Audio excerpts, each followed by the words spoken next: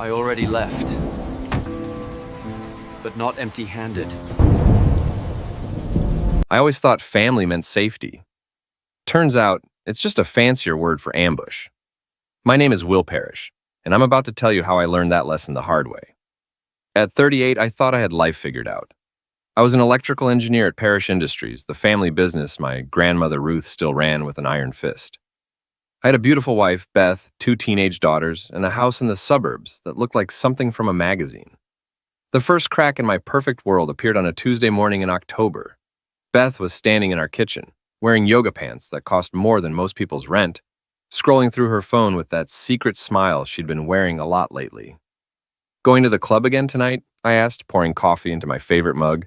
The one that said, "World's Okayest Dad." She didn't look up. "Yeah, the girls and I are trying that new place downtown." "Which girls? You don't know them." That was the thing about Beth lately. I didn't know anyone in her life anymore. Her friends had become mysterious entities, her schedule a classified document, and our conversations felt like diplomatic negotiations between hostile nations. "Maybe I could meet them sometime," I suggested. She finally looked up, and her green eyes held all the warmth of a January morning. "They're not really your type, Will. Too young and fun." The words hit like a slap, but I kept my expression neutral. After 15 years of marriage, I'd learned to hide my reactions to Beth's casual cruelties. She delivered them with the precision of a surgeon and the frequency of a morning alarm. "Right, well, have fun with your young, fun friends." "I will." She grabbed her purse and headed for the door, then paused. "Oh, and John's coming by later to look at the books for the quarterly review." John, my older brother, the golden boy, the VP of operations who'd never met a mirror he didn't like or a compliment he didn't deserve. The fact that he was coming to my house to review company finances that I, as the head of engineering, had no involvement with, should have been my second red flag of the day. "Why here? Why not at the office?" He said it would be more comfortable, less formal. She shrugged like it didn't matter, but something in her voice made my engineer's brain start connecting circuits it didn't want to connect. After she left, I sat in my kitchen, drinking coffee and staring at the family photo on the refrigerator. B, my 15-year-old, grinning with her mouth full of braces. Bree, 13, and still young enough to think her parents were heroes instead of disappointments. Beth and I on either side, arms around each other, smiling like we meant it. When had we stopped meaning it? My phone buzzed. A text from my best friend Carl. "Beer tonight? Jenny's working late and I'm bored." I typed back, "Can't. Beth's going out and someone needs to watch the girls." "Again? Dude, when's the last time you went anywhere?" Good question. When was the last time I'd done anything that wasn't work or family obligations? When had I become the default babysitter for my own children while my wife lived like a college student? The front door slammed, making me jump. Beth was back, but she looked different. Flustered, angry. "Forget something?" I asked. My phone charger. She was moving around the kitchen like a tornado, opening drawers and slamming them shut. "Have you seen it? Try the bedroom." She disappeared upstairs, and I heard her moving around, opening and closing doors. When she came back down, she had the charger in one hand and her phone in the other. The phone was buzzing. "Popular today," I observed. She glanced at the screen, and that secret smile returned. "It's nothing." But as she turned to leave, I caught a glimpse of the name on the screen, John. My brother was texting my wife at 9:30 in the morning about something that had made her smile, like she had a delicious secret. The third red flag of the day, and it was barely breakfast time. After Beth left for real this time, I found myself doing something I'd never done before. I started paying attention, really paying attention, to the little things that had been bothering me for months, but that I'd dismissed as paranoia or middle-aged insecurity, like how Beth had suddenly developed an interest in working out. Not just yoga, but serious gym time. She'd bought new workout clothes, expensive ones, and started talking about pushing her limits and discovering her potential. Like how she'd changed her hair, cutting it shorter and adding highlights that cost more than my monthly car payment. When I'd complimented the new look, she'd said, "It's nice that someone notices," in a tone that suggested I was the someone who usually didn't. Like how our daughters had started treating me differently. Not badly, exactly, but like I was a guest in my own house. They'd developed inside jokes I wasn't part of and conversations that stopped when I entered the room. and like how John had been around more lately, dropping by for business discussions that happened in our living room instead of his office, staying for dinner when Beth invited him, making himself comfortable in my house in a way that felt less like family and more like something else. I was still thinking about all of this when my phone rang. It was Joanne, one of the executive assistants at the company. Joanne was in her 50s, sharp as a tack, and had been with Parrish Industries since before I was born. She also had a talent for knowing everything that happened in the office before it actually happened. Will, you got a minute? Sure, Joanne, what's up? There was a pause. I probably shouldn't be calling you about this, but, well, you should know that John's been asking a lot of questions about your projects lately. Technical stuff that's way above his pay grade. My stomach tightened. What kind of questions? Cost overruns, timeline delays, client complaints. The kind of stuff that would make someone look bad if it got back to your grandmother. Ruth Parrish was 77 years old and still came to the office every day at 7 a.m. sharp. She'd built Parrish Industries from nothing after my grandfather died, and she didn't suffer fools, incompetents, or family members who thought their last name was a free pass to success. She also controlled 60% of the company's stock, which made her opinion the only one that really mattered. Any idea why John's suddenly interested in my department? Another pause. Will, honey, I've been working here for 30 years. I've seen a lot of family drama play out in these offices. When someone starts digging into another person's work, it's usually because they're looking for ammunition. Ammunition for what? That's what you need to figure out. After Joanne hung up, I sat in my kitchen, staring at my coffee and feeling like the ground was shifting under my feet. John was investigating my work. Beth was getting mysterious texts from John, and my daughters were treating me like an outsider. My wife was going out every night with friends I'd never met. Either I was losing my mind, or I was being set up for something. I decided to find out which. That evening, I did something I hadn't done in months. I paid attention to my family. Beth came home at 6, showered, and spent an hour getting ready to go out. She put on a black dress that was definitely not designed for a casual girls' night, along with heels that added 4 inches to her height and about 10 years to my blood pressure. Wow, I said when she came downstairs. That's some outfit for hanging out with the girls? She smoothed the dress over her hips, a gesture that was both unconscious and calculated. We're going somewhere nice tonight. I want to look good. You always look good. She gave me a look that was part surprise, part suspicion. Thanks. Bea wandered into the living room, took one look at her mother, and whistled. Mom, you look amazing. Are you sure you're not going on a date? Beth laughed, but it sounded forced. Just because I'm married doesn't mean I have to look like a soccer mom all the time. Hey, I protested. What's wrong with soccer moms? Nothing, if you're into that sort of thing, Beth said, checking her reflection in the hallway mirror. Some people prefer women with a little more excitement in their lives. There it was again. Another casual cruelty delivered with a smile. I was starting to collect them like stamps. The doorbell rang and Beth's face lit up. That's my ride. She opened the door and John walked in. My brother looked like he'd stepped out of a magazine ad for expensive whiskey or luxury cars. Perfect hair, perfect teeth, perfect suit that probably cost more than I made in a week. At 41, he was 3 years older than me, but looked 10 years younger, thanks to a personal trainer, a nutritionist, and what I was pretty sure was a little help from a plastic surgeon. Hey, Will, he said, giving me the kind of handshake that was meant to establish dominance. Hope you don't mind me stealing your wife for the evening. Stealing her? I'm Beth's ride, John explained, his arms sliding around my wife's waist in a gesture that was supposed to look casual but felt anything but. My date canceled last minute, and Beth mentioned she was going out, so I thought I'd tag along. You know how it is. Safety in numbers.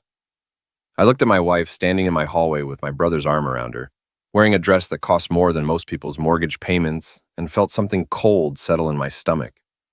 Have fun, I managed. After they left, I sat on my couch with my daughters, pretending to watch a movie while my mind raced.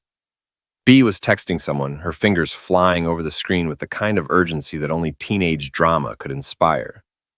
Bree was reading a book, occasionally glancing up at me with an expression I couldn't quite read. Dad? Bree's voice was small, uncertain. Yeah, sweetheart? Are you and Mom okay? The question hit me like a punch to the gut. Why do you ask? She shrugged, but her eyes stayed on my face. You guys don't talk much anymore, and Mom's been going out a lot. Mom deserves to have fun with her friends. But they're not really her friends, are they? I looked at my 13-year-old daughter, this wise little person who saw more than I'd given her credit for. What do you mean? I heard her on the phone the other night. She was talking to someone about you. She said... Bree paused, looking uncomfortable. What did she say? She said you were getting boring, that you never wanted to do anything fun anymore, and that maybe it was time for her to find someone who appreciated her. The words hung in the air between us like smoke from a fire I hadn't noticed was burning. I wanted to tell my daughter that she'd misunderstood, that her mother would never say such things, that our family was solid and safe and nothing was going to change. Instead, I pulled her closer and said, whatever happens, you and Bea are the most important things in the world to me. You know that, right? She nodded against my shoulder, but I could feel her trembling. At midnight, I was still awake when I heard Beth's key in the lock. She came in quietly, trying not to wake anyone, but I was sitting in the dark living room waiting for her. Have fun? I asked. She jumped, pressing a hand to her chest. God, Will, you scared me. What are you doing sitting in the dark? Waiting for you. How was your night? Fine, good. We went to that new place on 5th Street. She was moving toward the stairs, clearly wanting to end the conversation. John have a good time? She paused, one foot on the bottom step. I guess. Why? Just wondering. It's nice of him to look out for you. He's a good friend. Is that what we're calling it? The question slipped out before I could stop it. Beth turned around slowly, and even in the dim light from the street, I could see her face change. What's that supposed to mean? Nothing. Forget I said anything. No, I don't think I will. What exactly are you implying, Will? I stood up and we faced each other across our living room like duelists in an old Western. 15 years of marriage, 2 children, a mortgage, and 1,000 shared memories. And it had come down to this moment of truth in the dark. I'm not implying anything. I'm asking directly. Are you having an affair with my brother? The silence stretched between us like a wire about to snap. Beth's face went through several expressions, surprise, anger, and something that might have been relief. You're paranoid, she said finally. That's not an answer. It's the only answer you're getting. She started up the stairs, then paused and looked back at me. You know what your problem is, Will? You've gotten comfortable, complacent. You think that just because we're married, you don't have to try anymore? Well, guess what? Other people still make an effort. Other people still know how to make a woman feel special. Other people like John? She smiled, and it was the coldest thing I'd ever seen.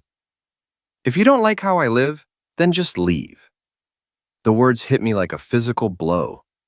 After everything we'd built together, after all the years and the children and the promises, it came down to this. If I didn't like being betrayed and humiliated, and I could just leave. Fine, I said quietly. Fine what? I'll leave, but not the way you think. I spent the rest of the night in the guest room staring at the ceiling and planning. Beth thought she held all the cards. She thought I was just going to roll over and accept whatever scraps of respect she felt like throwing my way. She thought I was weak. She was about to learn how wrong she was. The next morning, Beth left early for a yoga class that I was pretty sure involved more than stretching. The girls were at school. The house was empty except for me and the 15 years of memories I was about to pack up and take with me. I started with my clothes, folding them carefully into suitcase after suitcase, then my books, my tools, my personal papers, my photographs, everything that was mine and mine alone. I worked methodically, room by room, erasing myself from the house that had been our home. In my study, I found the folder of financial documents I'd been meaning to organize. Bank statements, investment records, insurance policies, the deed to the house. I packed it all along with the backup drives containing copies of every important document we owned. By noon, my car was loaded with everything I could carry. The rest would have to wait, but I'd gotten the essentials. I sat down at the kitchen table and wrote a note. Beth, you said if I didn't like how you live, I should just leave, so I did. The girls can reach me on my cell phone. My lawyer will be in touch about the divorce. Will, I left the note on the kitchen counter, right next to the coffee maker she used every morning. Then I locked the door behind me and drove away from the life I'd built, toward whatever came next. I went to Carl's house. Carl Robertson had been my best friend since college, the best man at my wedding, and the godfather to my daughters. He was also recently divorced, which made him uniquely qualified to understand what I was going through. Jesus, Will, he said when he opened the door and saw me standing there with my suitcases. What happened? Beth's been screwing my brother. I left. Carl stared at me for a moment, then stepped aside to let me in. I was wondering when you'd figure that out. You knew? I suspected. Jenny saw them together at that restaurant on Market Street last week. They weren't exactly being subtle. I dropped my bags in Carl's living room and sank into his couch. Why didn't you tell me? Would you have believed me? He had a point. A week ago, if someone had told me my wife was cheating on me with my brother, I would have laughed in their face. Now it seemed so obvious I couldn't believe I'd missed it. So what's the plan? Carl asked, handing me a beer. Divorce. Take her for everything she's worth. Make sure John gets what's coming to him. That's not a plan. That's a wish list. What's your actual strategy? I took a long pull of beer and thought about it. Beth and John thought they were so clever, so careful, so much smarter than boring old Will. They thought I'd just disappear quietly, maybe fight for some custody and a fair split of assets. They were wrong. I'm going to destroy them, I said. Both of them. Completely and publicly. By the time I'm done, they'll wish they'd never met each other. Carl raised his beer in a mock toast. Now that sounds like a plan. The first call came at 3 in the afternoon. Beth, her voice shaking with what sounded like genuine panic. Will, what the heck is going on? I came home and all your stuff is gone. There's a note about divorce lawyers. This isn't funny. I was sitting in Carl's backyard, enjoying my first peaceful afternoon in months. It wasn't meant to be funny. You can't just leave. We have children. We have responsibilities. We had a marriage too, but that didn't stop you from throwing it away. I don't know what you think you know, but I know you're sleeping with John. I know you've been lying to me for months. I know you think I'm too boring and old-fashioned for your exciting new lifestyle. Did I miss anything? The silence on the other end of the phone stretched for so long I thought she'd hung up. Finally, she spoke, and her voice was different, colder, more calculating. Fine, you want to play hardball? Let's play. But don't expect this to be easy. I'm not going to just roll over and let you take everything. I wouldn't dream of it, and this is going to be fun. The second call came an hour later. John, and he sounded pissed. What the heck do you think you're doing? I think I'm getting divorced. Is there something unclear about that? You can't just walk away from your family. Watch me. We'll be reasonable. Whatever you think is going on, I think you're seeing my wife. Am I wrong? Another long silence. Then, it's not what you think. Really? Because I think you're a backstabbing piece of crap who's been screwing his brother's wife while pretending to be family. If it's not that, please enlighten me. Look, things just happened. We didn't plan it. The admission hit me like a slap, even though I'd been expecting it. Hearing him say it out loud made it real in a way that all my suspicions hadn't. How long? Well, how long, John? 6 months. Maybe 7 months. While I was working 60-hour weeks to keep the company running, while I was coaching Bee's soccer team and helping Bree with her science projects, while I was being the responsible husband and father, they were laughing at me behind my back. Here's what's going to happen, I said, my voice steady despite the rage building in my chest. I'm filing for divorce. I'm demanding my full share of the company stock. And I'm going to make sure everyone knows exactly what kind of man you really are. You can't do that. It would destroy the company. Should have thought of that before you decided to destroy my marriage. The third call came that evening. Ruth, my grandmother, the matriarch of the parish family, and the woman who could make grown men wet themselves with a single look. William, I hear there's been some drama. You could say that. John tells me you're being unreasonable, that you've misunderstood the situation. Did he tell you he's been sleeping with my wife? Ruth was quiet for a moment. At 77, she'd seen enough of life to know that family drama usually involves someone's pants ending up where they didn't belong. He mentioned there had been some complications. Is that what we're calling it? Complications? William, I'm not going to pretend to understand the details of your marriage, but I will say this. Parish Industries has survived for 40 years because we don't let personal problems interfere with business. Whatever's happening between you and John, it stays out of the office. That might be a problem, Ruth. See, I'm thinking about selling my shares, all of them, to the highest bidder. I heard her sharp intake of breath. My shares, combined with the ones I'd inherit when she died, represented about 30% of the company. If I sold to a competitor or an outside investor, it could trigger a hostile takeover. You wouldn't. Try me, William Parrish. You listen to me. No, you listen to me. For 15 years, I've been the good son, the responsible one, the one who showed up to work every day and did his job and never caused any trouble. And where did it get me? My wife is screwing my brother, And you want me to keep quiet about it so it doesn't interfere with business. What do you want? I want John gone. Out of the company, out of my life, out of my family. I want Beth to get exactly what she deserves in the divorce, which is nothing.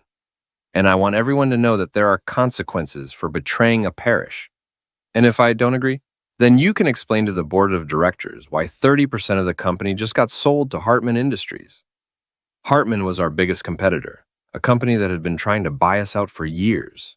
The threat of selling to them was like threatening to burn down the house to end a spider. But sometimes you had to be willing to destroy everything to save what mattered.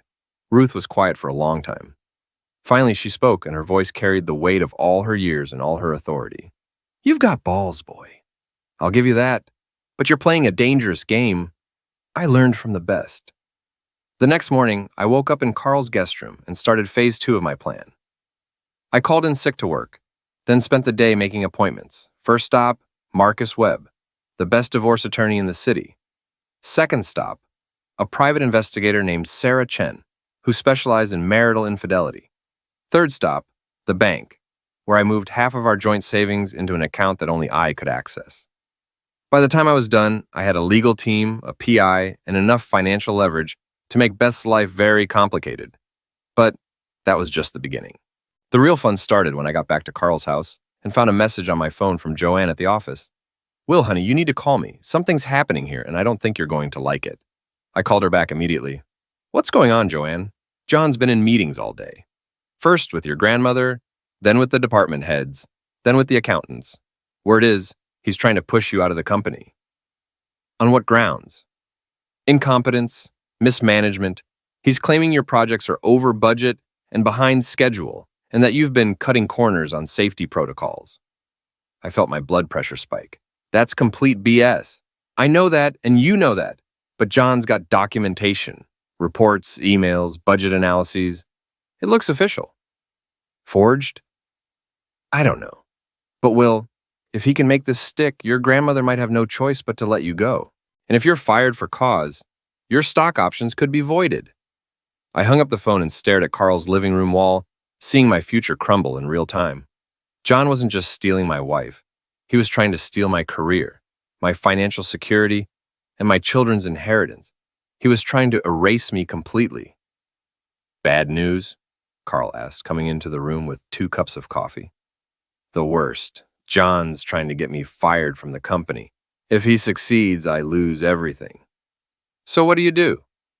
I took the coffee and thought about it. John was playing chess while I'd been playing checkers.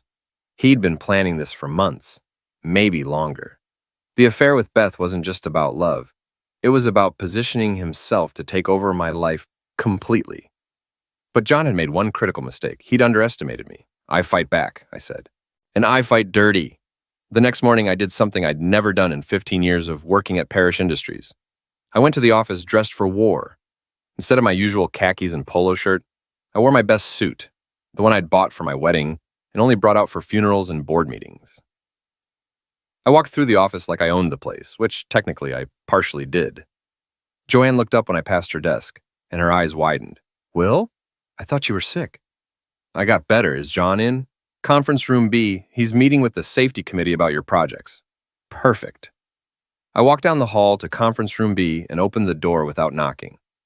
John was standing at the head of the table, pointing to a presentation slide that showed a graph with alarming red bars and downward trending arrows. 6 department heads sat around the table, looking grave and concerned. Sorry I'm late, I said, walking into the room like I belonged there. I hear we're discussing my work. John's face went pale. Will, I thought you were sick. I was. Sick of being stabbed in the back by family. I walked to the front of the room and looked at the presentation screen. Interesting numbers, John. Where did you get them? From your project reports. Really? Because I don't remember submitting any reports that looked like this. I turned to face the safety committee. Has anyone here actually reviewed my original project files? The committee members looked at each other uncomfortably. Dave Morrison, the head of safety, cleared his throat. We were working from the summaries John provided. I see. And did anyone think to verify those summaries against the actual project data? More uncomfortable looks. John stepped forward, trying to regain control of the room. Will, I know you're upset about personal matters, but that doesn't give you the right to disrupt company business. I smiled at him, and it wasn't a nice smile. Personal matters? Is that what we're calling your affair with my wife? The room went dead silent. 6 department heads suddenly found their coffee cups fascinating. John's face went from pale to red to purple. That's not relevant to this meeting. Isn't it? Because I'm starting to wonder if your sudden interest in discrediting my work might have something to do with the fact that you've been seeing my wife for the past 7 months. Dave Morrison stood up abruptly. Maybe we should reschedule this meeting. Sit down, Dave, I said, not taking my eyes off John. We're just getting started. I walked over to the conference room computer and plugged in a flash drive I'd prepared that morning. Since we're reviewing my work, let's look at the actual numbers. The screen filled with real data from my projects: budget reports, timeline analyses, safety inspections, client satisfaction surveys. Everything John had presented was either taken out of context or completely fabricated. As you can see, I continued, my projects are actually running under budget and ahead of schedule. Client satisfaction is at an all-time high. Safety violations are at 0. I turned back to John. So either you're incompetent at reading basic reports, or you're deliberately trying to sabotage me. Which is it? John was sweating now. Will, I think you're overreacting. Am I? Because from where I'm standing, it looks like you've been planning this for months. The affair with my wife, the fake reports about my work, the meetings with Ruth about pushing me out of the company. It's all connected, isn't it? The department heads were staring at John now, and I could see the wheels turning in their minds. They were smart people. They could connect the dots. Here's what I think happened, I continued. You and Beth decided you wanted my life, my house, my money, my position in the company. But you couldn't just take it. You had to destroy me first. Make it look like I was incompetent, unreliable, a failure as a husband and an employee. Then you could swoop in and save the day. That's insane, John said, but his voice lacked conviction. Is it? Let's ask the committee. Dave, how many times has John asked you about my projects in the past 6 months? Dave looked uncomfortable. Well, quite a few times, actually. And Sandra, I turned to the head of accounting. How many times has John requested detailed financial information about my department? Sandra shifted in her seat. It was unusual. He said he was doing a company-wide efficiency review. Funny thing about that efficiency review, I said, pulling up another document on the screen. I asked Ruth about it yesterday. She's never authorized any such review. The room was completely quiet now except for the hum of the air conditioning. John was trapped and everyone knew it. I want everyone in this room to understand something, I said, my voice calm but carrying an edge of steel. John Parrish is not just a cheating husband. He's a liar and a saboteur who is willing to destroy this company's reputation to cover up his personal failures. And if you think he won't do the same thing to any of you if it serves his purposes, you're naive. I unplugged my flash drive and headed for the door. Oh, and John, tell Beth I said hello. I'm sure you'll be seeing her later. I walked out of the conference room and straight to Ruth's office. She was sitting behind her massive oak desk, reading reports and looking like the queen of a small but prosperous kingdom. Grandmother. She looked up, took in my suit and my expression, and leaned back in her chair. I heard there was some excitement in conference room B. John tried to frame me for incompetence using falsified reports. I thought you should know. I see. And what do you want me to do about it? Fire him. He's family. So am I. And I'm the one who's been loyal to this company for 15 years while he was planning to destroy it from the inside. Ruth studied me for a long moment. You've changed, William. A week ago, you would never have confronted John like that in front of the department heads. A week ago, I thought family meant something. I thought loyalty was a two-way street. I was wrong about a lot of things. And now? Now I know that the only person I can count on is myself. And I know that if you don't deal with John, I will. Is that a threat? It's a promise. That afternoon, I drove to Beth's yoga studio. It was one of those trendy places that charged $100 for classes that used to be free at the community center, full of women who wore workout clothes that cost more than most people's cars. I found Beth in the parking lot, loading her yoga mat into her BMW. She saw me coming and straightened up, her face a mask of cold anger. What are you doing here? We need to talk. I think you said everything you needed to say in that note you left. Actually, I'm just getting started. I leaned against her car, casual and relaxed, like we were discussing the weather. Nice performance on the phone yesterday, by the way. The panic, the confusion, the innocent victim act. Very convincing. I don't know what you're talking about. Sure you do. You and John have been planning this for months. The affair was just the beginning. You wanted everything, and the house, the money, custody of the girls, my position at the company. The only problem was me. Beth's mask slipped slightly. You're paranoid. Am I? Let's see. John starts asking questions about my work 6 months ago, right around the time your affair started. Coincidence? Then he starts building a case for my incompetence, using falsified reports. Meanwhile, you start going out every night, making me look like a neglectful husband. You turn the girls against me, make me seem like a boring, absent father. And then, when everything's in place, you give me an ultimatum. Accept your cheating or leave. You're insane. Here's the thing, Beth. You made one critical mistake. You assumed I was weak. You assumed I'd just roll over and let you destroy me, but you forgot something important. What's that? I smiled, and I could see her take an involuntary step backward. I'm a Parrish, and we don't lose. I got back in my car and drove away, leaving her standing in the parking lot looking like someone had just walked over her grave. That evening, I had dinner with my daughters. I'd asked them to meet me at their favorite restaurant, a family place where we'd celebrated birthdays and good report cards for years. They came reluctantly, clearly uncomfortable with the situation.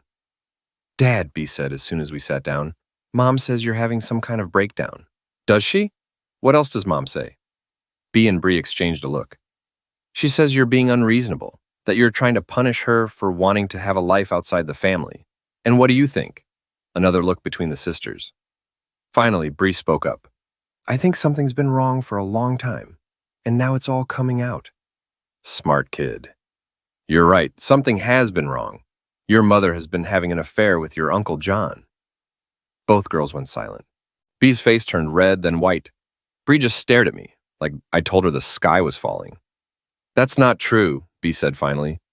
I'm afraid it is. I know it's hard to hear, but I won't lie to you. Your mother and I are getting divorced because she chose to betray our family. But Uncle John, Bree's voice was small and confused. Uncle John is not the man we thought he was. Neither is your mother, apparently. We sat in silence for a few minutes, the weight of the truth settling over us like a heavy blanket. Finally, Bee looked up at me with tears in her eyes. What happens now? Now we figure out how to move forward. You're both old enough to understand that sometimes adults make terrible choices that hurt the people they're supposed to love. But I want you to know that none of this is your fault, and nothing that happens will change how much I love you. Will we still be a family? Bree asked. We'll always be a family. It just might look different than it did before. As I drove home to Carl's house that night, I felt something I hadn't felt in months, peace.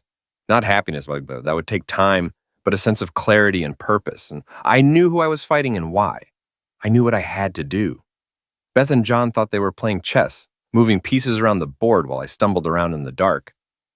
But they'd made a fundamental miscalculation. I wasn't playing chess. I was playing war. The call came at 6 a.m. on a Saturday morning. Carl shook me awake, holding his phone with a grim expression. It's your grandmother. I took the phone, still half asleep. Ruth? William, we need to talk. Now. What's wrong? John's gone too far. Get to the office. I threw on clothes and drove to Parrish Industries, my mind racing. The building was empty except for security, but Ruth's car was in her reserved parking spot. I found her in the conference room, surrounded by papers and looking like she'd aged 10 years overnight. Sit down, she said without preamble. I sat. Ruth pushed a folder across the table to me. John filed a formal complaint with the board of directors yesterday afternoon. He's claiming you've been embezzling company funds and falsifying safety reports. He wants you fired and prosecuted. I opened the folder and scanned the documents. They were sophisticated forgeries, complete with fake signatures and altered financial records. Someone had put a lot of time and effort into making me look guilty. This is all fabricated. I know that, you know that, but it looks convincing enough to cause problems. John's calling for an emergency board meeting on Monday, and if the board believes him, then you're out of the company, out of your inheritance, and possibly facing criminal charges. I leaned back in my chair, feeling the walls closing in around me. John wasn't just trying to steal my life. He was trying to destroy it completely. There's more, Ruth continued. Beth filed for divorce yesterday. She's claiming emotional misuse and financial manipulation. She wants the house, full custody of the girls, and half of everything you own. On what grounds? She says you've been controlling and manipulative throughout the marriage, that you've isolated her from her friends and family, monitored her activities, and threatened her when she tried to assert her independence.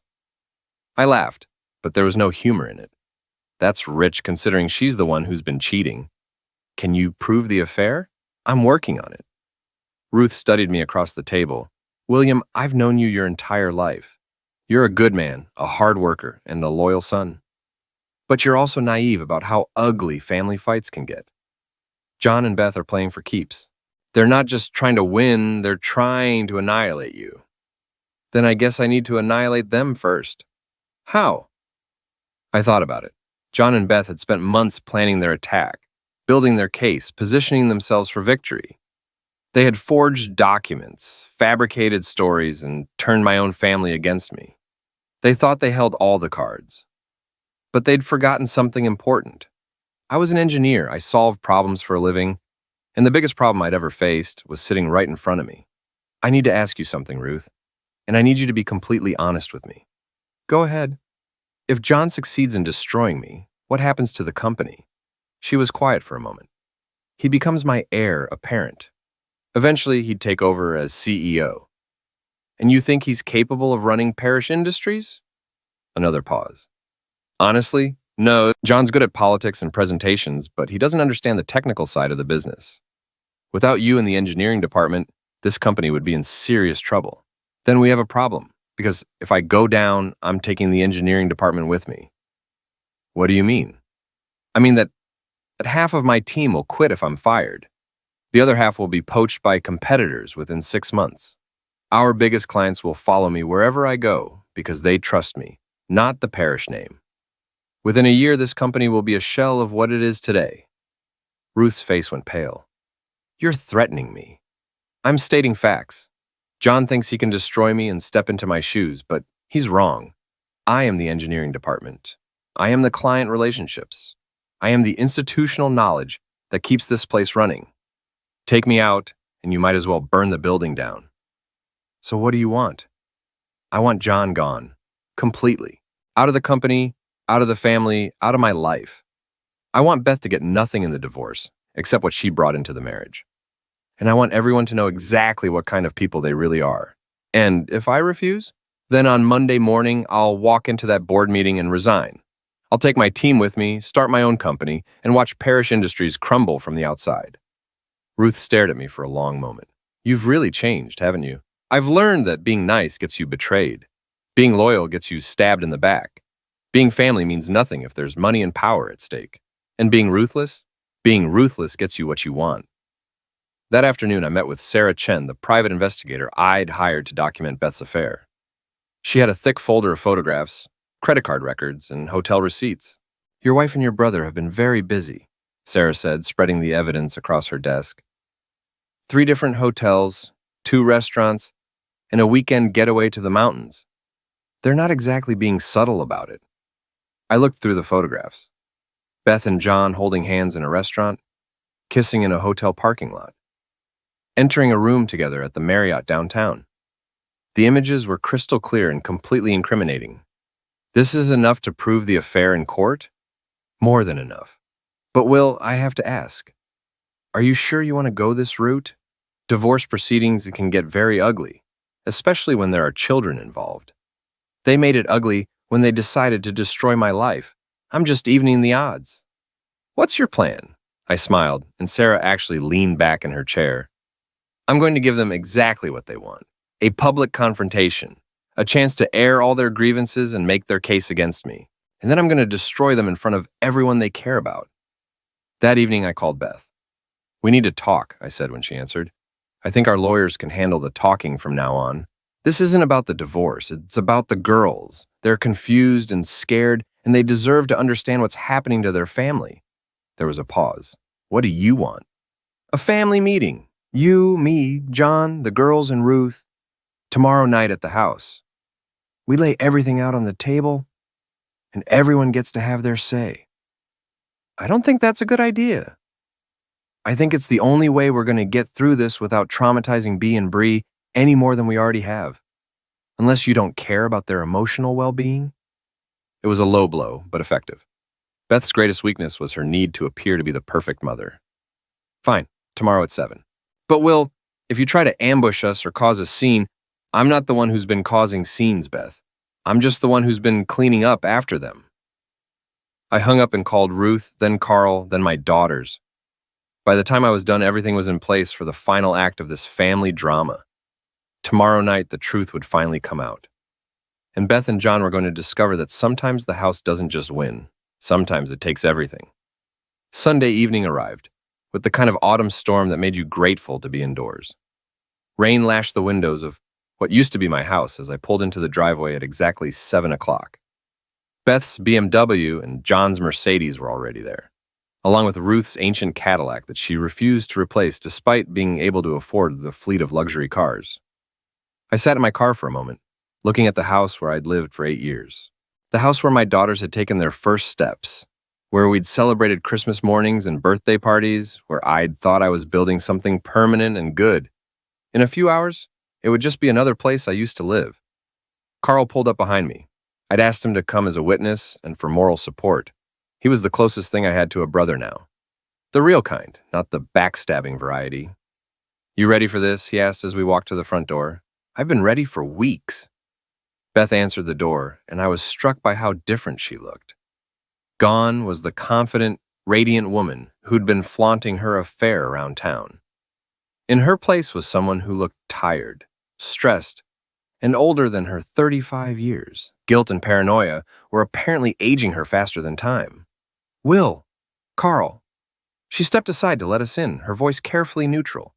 The living room looked like a stage set for a family intervention. Ruth sat in the big armchair by the fireplace, her back straight and her hands folded in her lap like a judge waiting to render verdict. John lounged on the couch, trying to project casual confidence, but failing to hide the tension in his shoulders. Bee and Bree sat together on the love seat, holding hands and looking like they'd rather be anywhere else in the world. Thank you all for coming, I said, taking a position in the center of the room where I could see everyone. I know this is uncomfortable, but I think it's important that we clear the air about what's been happening in this family. Dad, Bee started, but I held up a hand. Let me finish, sweetheart. I promise you'll get a chance to speak. I looked around the room, making eye contact with each person. 3 weeks ago, I discovered that my wife has been having an affair with my brother. Since then, I've learned that this affair was part of a larger plan to destroy my reputation, steal my position in the company, and take custody of my children. That's not true, Beth said quickly. Oh, Will, you're making this sound like some kind of conspiracy. Am I? Let's look at the evidence. I pulled out my phone and connected it to the TV screen. John, you've been investigating my work for months, looking for ammunition to use against me. You falsified reports to make me look incompetent. You filed formal complaints with the board of directors accusing me of embezzlement and safety violations. John's face flushed. I was protecting the company. From what? From me doing my job too well? The TV screen filled with the real data from my projects, the same information I'd shown the safety committee. Every accusation you made was false. Every report you filed was fabricated. You weren't protecting the company. You were trying to destroy me. I clicked to the next set of documents. Beth, you filed for divorce, claiming emotional misuse and financial manipulation. You're asking for full custody of our daughters based on the claim that I'm an unfit father. You are unfit, she said, but her voice lacked conviction. You're obsessive, controlling. Really? Let's ask the girls. I turned to Bee and Bree. Have I ever been controlling or harmful? Have I ever tried to isolate you from your friends or your mother? Both girls shook their heads. Bree was crying quietly. In fact, I continued, the only person in this room who's been manipulative and controlling is you, Beth. You've been lying to everyone for months. You've been using our daughters as pawns in your game. You've been destroying this family from the inside while pretending to be the victim. I clicked to the next screen and the room went dead silent. The photograph Sarah Chen had taken filled the TV. Beth and John together at restaurants, hotels, in compromising positions that left no doubt about the nature of their relationship. 7 months, I said quietly. That's how long you two have been betraying me betraying this family, betraying everything we built together. John stood up abruptly. Okay, fine. Yes, Beth and I have been seeing each other, but it's not what you think. It's exactly what I think. You're both selfish, lying, manipulative people who decided that what you wanted was more important than the damage you'd cause getting it. We fell in love, Beth said, her voice breaking. It wasn't supposed to happen, but it did. We tried to fight it. You tried to fight it? Is that what you call planning to destroy my career and steal my children? Is that what you call 7 months of elaborate lies and manipulations? Ruth spoke for the first time since I'd arrived. Enough. Her voice cut through the room like a blade. John, Beth, is what William is saying true? John and Beth looked at each other, and I could see the moment they realized their carefully constructed lies were crumbling around them. Some of it, John admitted, but you don't understand the whole situation. Then explain it to me. John took a deep breath. Will's been difficult to work with lately. His projects were having problems, and when I tried to address them, he became defensive and paranoid. The affair with Beth just happened. We didn't plan it. You didn't plan it? I laughed, and it was not a pleasant sound.